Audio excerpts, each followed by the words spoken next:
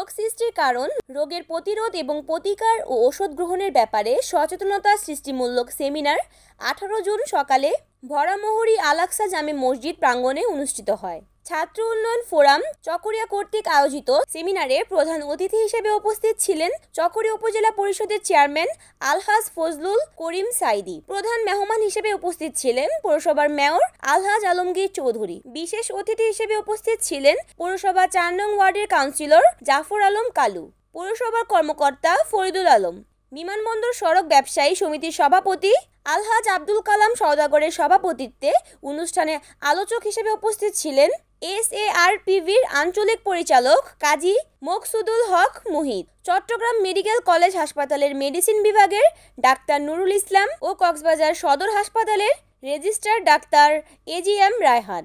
এতে বক্তব্য রাখেন ছাত্র ফোরামের সভাপতি মোহাম্মদ ইসমাইল, সিনিয়র সদস্য মোহাম্মদ ইলিয়াস এবং মারুফ জামান।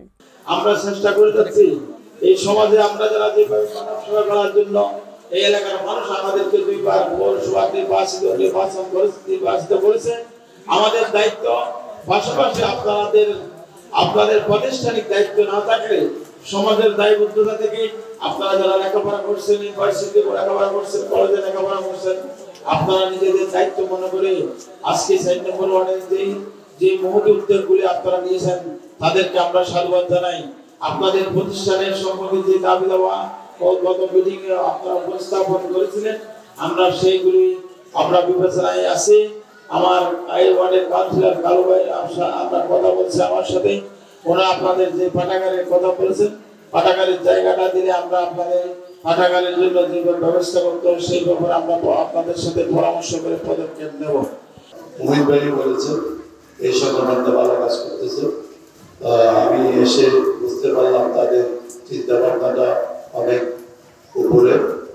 আমি ইনশাআল্লাহ আপনাদেরকে সহায়তা করব এবং এমপি সাহেবের মাধ্যমে আপনাদেরকে সহায়তা করব, কারণ এখানে আমাদের 3টা পদ এখন এমপি, উপজেলা চেয়ারম্যান এবং মেয়র। 3টা পক্ষ থেকে যে 3টা অনুদান দিয়ে আপনারা ঘুরে দাঁড়াতে পারবেন। আপনারা এগুলি তো আমরা বল খেলায় অনেক টাকা দিয়ে দিই, তা আপনাদেরকে দিলে অসুবিধা কি? আমি ব্যক্তিগতভাবে দেবো, আপনারা যখন বৃক্ষরোপণ করবেন হয়তো চারা কিনে দেবো, না হয় চারা টাকা আপনি ব্যবস্থা করে দেবো। আর যে জায়গা বলেছেন জায়গাটা খালু ডিমার্কেশন করে দাও। এখানে অনেক নেতারা বাকি রাখে বলে যাবে কি জায়গা দখল করে দিচ্ছে, আপনাদেরকে একটা ক্লাব করে দিতে পারবেন। যে আন্দোলন শুরু হয়েছে সেটা কিন্তু সামনের দিকে এগোতে পারবে। তাদেরকে উৎসাহ দিতে হবে, তাদেরকে অনুপ্রাণিত করতে হবে। তাদের যে মহতি উদ্যোগ, বিশেষ করে তাদের 11টা উদ্যোগ আছে যেটা আমাকে বলেছিল, সেই উদ্যোগের মধ্যে প্রথম উদ্যোগটা ছিল মাদক মুক্ত সমাজ গঠন। কারণ এখন দেখা যাচ্ছে যে কিশোর গ্যাং এবং যারা বাড়ন্ত বয়সে কিশোর যুবক তারাই কিন্তু আমাদের দেখা যাচ্ছে সমাজে সেই ধরনের চিন্তা করছে।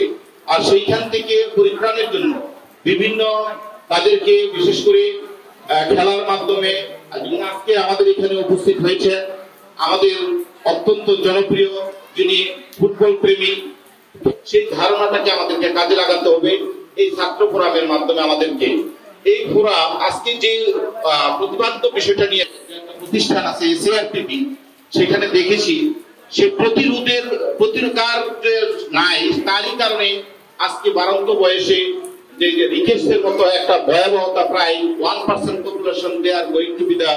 রিপোর্ট করেছেন কক্সবাজার প্রতিনিধি রিয়াত উদ্দিন, NAN TV।